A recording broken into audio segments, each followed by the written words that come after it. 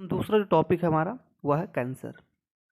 Cancer की study को हम ऑन्कोलॉजी कहते हैं और जो साइंटिस्ट और डॉक्टर इसकी स्टडी करते हैं उन्हें हम ऑन्कोलॉजिस्ट कहते हैं। कैंसर की अगर हम डिफिनेशन देखें कि कैंसर किसे कहा जाता है, तो जो बॉडी में कोई प्रॉब्लम होती है या कोई केमिकल इंटर करता है या नशीला पदार्थ, तो हमारी जो सेल होती हैं उनका काम होता है डिवीजन का। तो ये सेल जो होती है बहुत ही तेज़ी से क्या करती हैं, डिवाइड करती हैं और ये अनकंट्रोल्ड डिवीजन करती हैं। अनकंट्रोल्ड मीन्स असीमित, असीमित रूप से क्या करती है, विभाजन करती हैं। विभाजन करने के बाद ये ग्रुप ऑफ मास बना लेती हैं, ये कोशिकाओं का समूह बना लेती हैं जो कि डेड सेल हो जाती हैं। और इस group of mass of cell, ये समूह को हम ट्यूमर कहते हैं और इसी ट्यूमर को हम क्या कहते हैं, कैंसर कहते हैं। तो कैंसर की परिभाषा होगी जब कोशिकाएं क्या होती हैं, तेजी से और अनियंत्रित रूप से क्या करती है, विभाजित करती हैं और विभाजित करके ट्यूमर बना लेती हैं, इसे हम कैंसर कहते हैं। जैसे कि यहाँ पर परिभाषा लिखी है कि जब कोशिकाएं तेजी और अनियंत्रित रूप से वृद्धि करती हैं, वृद्धि करके गांठ या ट्यूमर बना देती हैं, उसे हम कैंसर कहते हैं। कैंसर के स्टेज, तो कैंसर के मेनली 4 स्टेज होते हैं।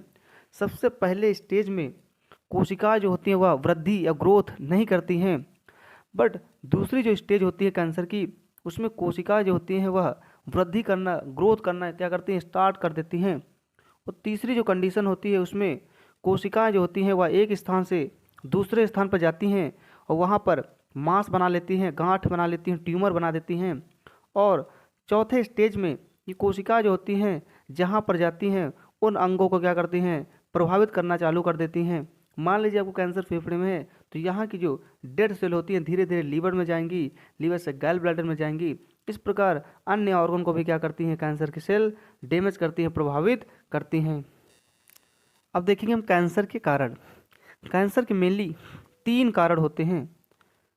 सबसे पहला जो कारण है वह भौतिक कारक, दूसरा होता है रासायनिक और तीसरा होता है जैविक कारक या जीव कारक होता है, यानी कि फिजिकल एजेंट, केमिकल एजेंट और बायोलॉजिकल एजेंट इसके कारक होते हैं। कारक में जो विकिरण या रेडिएशन आजकल दी जाती है, जैसे कि एक्सरे कराया जाता है, CT scan, MRI, magnetic resonance जो कराया जाता है, तो इसमें जो रेडिएशन निकलती हैं वो डायरेक्ट बायोमॉलिक्यूल या सेल को क्या करती हैं, डैमेज करने की क्षमता रखती हैं।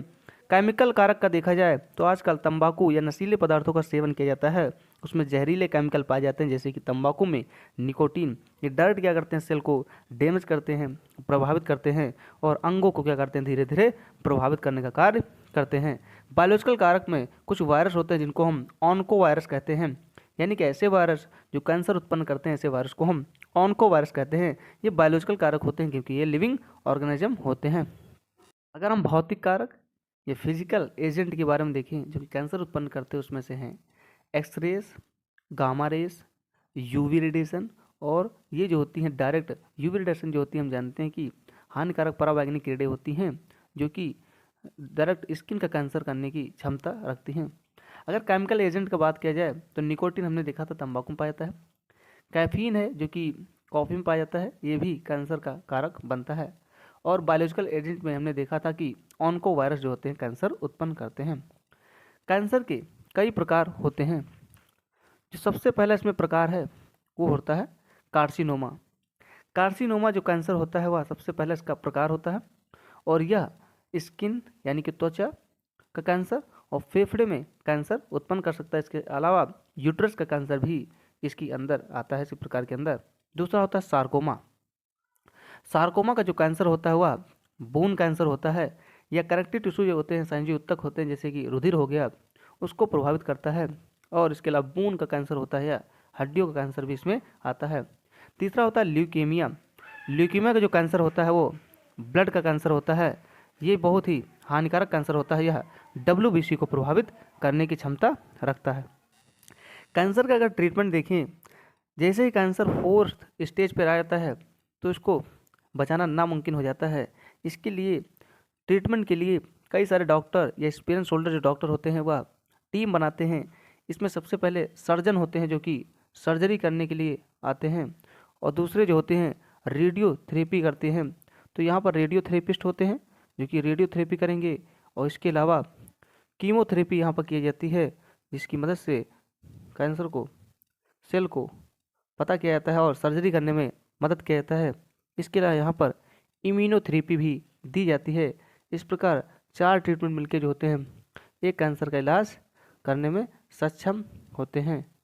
इसके अलावा एंटीबॉडीज़ जो बॉडी में होती हैं वो भी क्या करती हैं, कैंसर के ट्रीटमेंट में क्या करती हैं, मदद करती हैं। जैसे कि मोनोक्लोनल एंटीबॉडीज़ और मॉलिक्यूलर बायोलॉजी की मदद से भी कैंसर को पता लगाया जाता है और मोनोक्लोनल जो एंटीबॉडीज़ होती हैं वह इनके अगेंस्ट कार्य करती हैं। इस प्रकार 4 ट्रीटमेंट मिलकर कैंसर का इलाज किया जा सकता है, लेकिन यह डॉक्टर, एक्सपीरियंस होल्डर डॉक्टर की मदद से ही, सर्जन की मदद से ही किया जाता है।